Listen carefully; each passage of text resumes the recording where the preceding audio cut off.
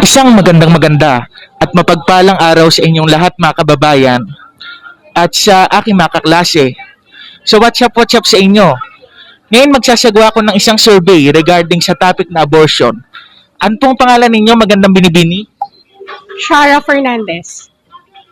Miss Fernandez na lang po tawag ko sa inyo, okay lang po? Okay lang. Okay. How old are you, Miss Fernandez? 29. 29. Okay, 29 years old. So may pamilya na po kayo, right? Yes. Okay. Ano po sikreto para sa inyo ng nakabibiganing kagandahan, ma'am? Wag magpa-stress. Chill lang sa life. Wag sobrang damdamin yung mga problema. Okay. Ano po kayang sikreto sa inyo ng maligayang pamilya, ma'am? For me, give and take. And then, dapat nandun yung mahabang pasensya. Ayun. Okay. Tama, tumpak na tumpak tong inyong kasagutan. So, sa una nating katanungan, ma'am, kung ikaw ay may dinadala, let's say for example lang po to, ma'am, yung ama ng dinadala mo ay irresponsable at iniwan kang mag-isa at hindi ka pa handa sa responsibility. Ipapa-abort mo ba yung dinadala mo at bakit? For me, kasi lahat ng babae may reason. So, ako, for myself, ang nakikita ko, for me, kahit gaano kahirap yung buhay, kahit nainiwan ka, for me, hindi ako willing for abortion. Kasi, unang-una, ginawa niyo yun ng hindi nyo din expected na makakabuo pala kayo, which is walang kasalanan yung dinadala mo sa sinapupunan mo kasi pareho yung ginusto yun. So, kahit man iwan ka nung nakabuntis sa'yo and then irresponsible siya, as a woman, kayang-kaya mong gampanan yung pagiging nanay at pagiging tatay kasi sa panahon ngayon, lagi nilang sinasabi na laging lalaki yung superior dapat. Hindi na ngayon, sa panahon ngayon, pantay na. Kayang gawin ng lalaki, kayang din gawin ng babae. So, for me, kung ayaw niya or hindi niya willing na gampanan yung responsibility niya, ako, kaya ko naman mag-isa. Bubuhayin ko mag-isa yung anak ko. So, hindi ako willing for abortion. Kasi binigay yon ni God as blessing eh. So, ayun. Okay, gustong-gusto ko po yung inyong mga kasagutan na hindi po kayo pabor sa abortion, right? Yes. Okay. When it comes naman sa sa pagpapamilya, bakit kaya mahalaga na na maging handa ang bawat isa para maiwasan yung mga senaryong ganito na naiisipan mo na dahil miserable na ang buhay mo, naisipan mo nang magpa-abort. Bakit kaya mahalaga na maging handa kapag magpapamilya ang dalawang nagmamahalan? Unang-una, nakikita ko sa society kasi kulang sa edukasyon, hindi nakakapagtapos ng pag-aaral.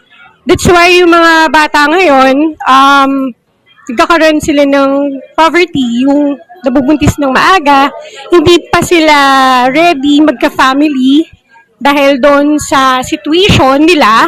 So, for me, dapat i-focus ngayon ng government kung sino man ang manalo, susuportahan natin. And then, sana palawagin pa nila yung edukasyon para sa mga bata na which is yung mga hirap na makapagtapos sa pag-aaral.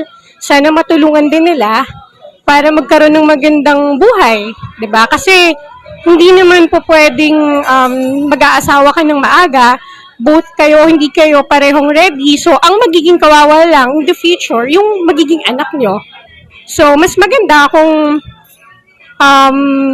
maging ready kayo sa isa't isa. And then, much better din kung meron kayong, which mean nakapagtapos kayo ng pag-aaral. At least yung anak nyo in the future, mapaghahandaan nyo rin kung if ever, di ba, for example, pag nag-aaral na siya, at least, hindi kayo mahihirapan mag-asawa, hindi kayo mag-aaway dun sa financial responsibilities nyo sa isa't isa. Okay, tumpak na tumpak po ang inyong kasagutan. So kayo po, ma'am, paano po kayo naghanda bago kayo mag-asawa? Ako kasi, hindi naman ako perfect na nanay. Ako kasi nag-asawa ko ng maaga.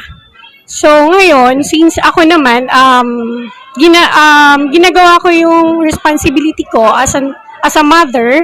So, that time kasi ako, medyo maaga kasi akong nabuntis eh. So, pero ako that time kasi, kahit nabuntis ako, nag-aaral pa rin ako.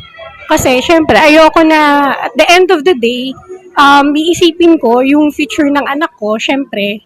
Kaya nga, that's why hanggang ngayon, isa lang yung anak ko eh. Kasi, mahirap kasi yung magpadami ka ng anak. Tapos, in the future, hindi mo sila lahat maalagaan, hindi mo sila lahat mapag-aaral sa magandang eskwelahan. Kasi ganoon naman tayo eh, as family, di ba, as magulang. Gusto natin yung pinakamagandang buhay para sa anak natin, di ba? So, kaya dapat, bago mag-anak or mag-asawa, dapat pag-iisipan natin ng mabuti kung ano yung pinasok nating sitwasyon. Okay, tumpak na tumpak po ang inyong kasagutan. Dapat pag-isipan dahil ito ay mabigat na responsibility, right? Yes, tama. Okay po. Tumitingin po ba kayo sa kagwapuhan ng isang tao? Let's say for example, yung mister po ninyo bago po kayo nag-asawa, tinignan niyo po yung kagwapuhan o yung mas malalim pa doon? Actually, syempre, una pa lang, di ba, doon din tayo tumitingin sa physical aspect ng tao. Eh. Hindi naman po pwedeng, di ba, kasi syempre, meron naman tayong choices, di ba? Kaya nga tayo may mata eh, kasi titignan muna natin, di ba? And then after that, doon natin titignan kung okay ba yung ugali niya or hindi, or magmamatch ba kayo or hindi, di ba? Okay. Tama, tumpak na tumpak po ang inyong mga kasagutan. So sa pangalawa nating katanungan, naniniwala po ba kayo sa sinasabi ng science na life starts at conception? Ito yung tinatawag natin na union of sperm cell and egg cell. Doon nagsisimula yung buhay. Ayun ang sabi ng science. Naniniwala po ba kayo doon? At bakit? For me, oo. Kaya nga tayo binigyan ng egg cells, tsaka di ba binigyan ng sperm cell yung lalaki kasi doon siya mag-start, doon bubuo yung kumbaga, kasi di natin, ako kasi for me, ako maka-adjust kasi din ako eh. So, much more naniniwala ako na doon nagsa-start yung pagbubuntis ng isang babae. Yung, kumbaga, maging compatible yung sperm tsaka yung egg cells. Kasi, meron kasing ano yan eh, merong mga situation na yung iba hindi nagkakaanak kahit anong gusto nila. Kasi, meron pala silang other purpose.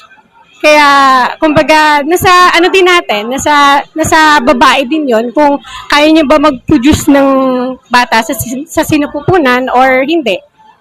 So, naniniwala ako doon.